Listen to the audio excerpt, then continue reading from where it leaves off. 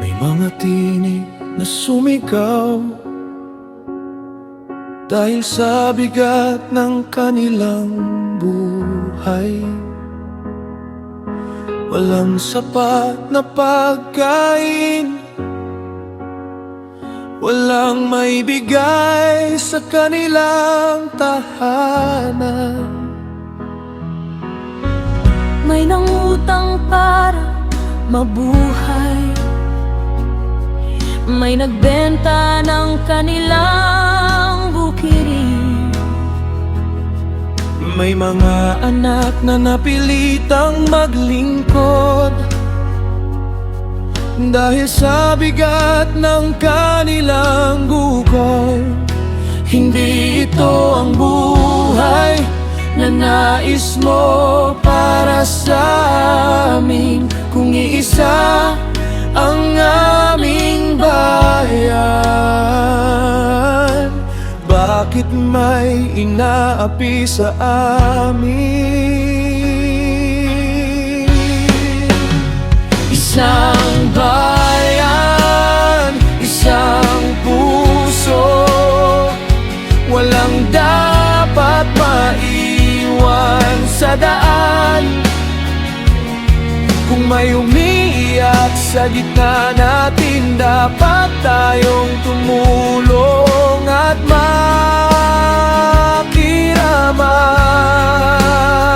Isang bayan, Isang puso, hindi pera ang aming Panginoon.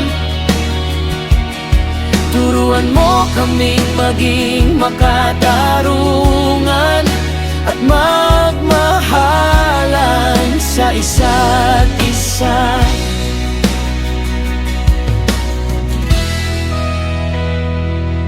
Nang marinig ito ni Nehemia,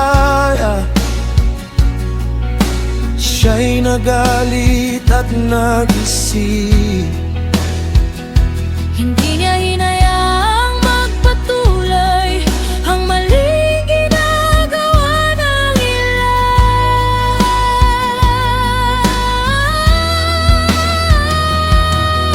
Tinawag niya ang mga pinuno at hinarap ang kanilang ginawa.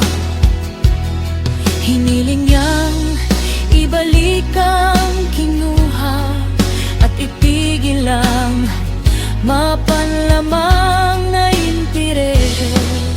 Hindi sapat ang magtayo kung ang puso'y nagwawasak. Hindi sapat ang pader kung may taong nasasaktan.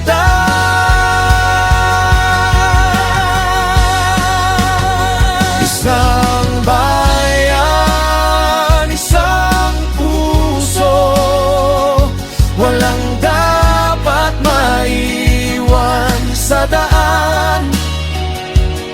Kung may umiiyak sa gitna natin, dapat tayong tumulong at makiramay.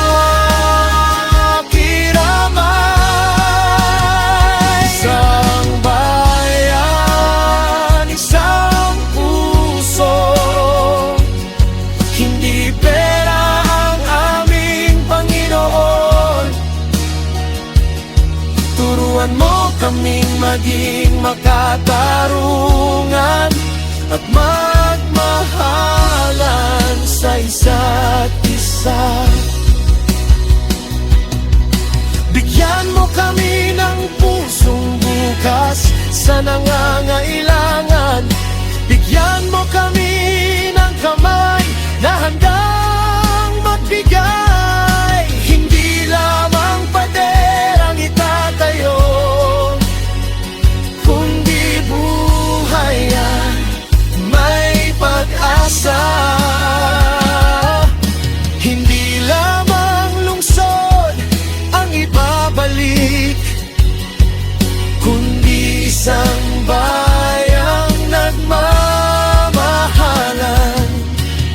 Baga't isa mo kami, huwag mo kami hayaan magkawatak-watak.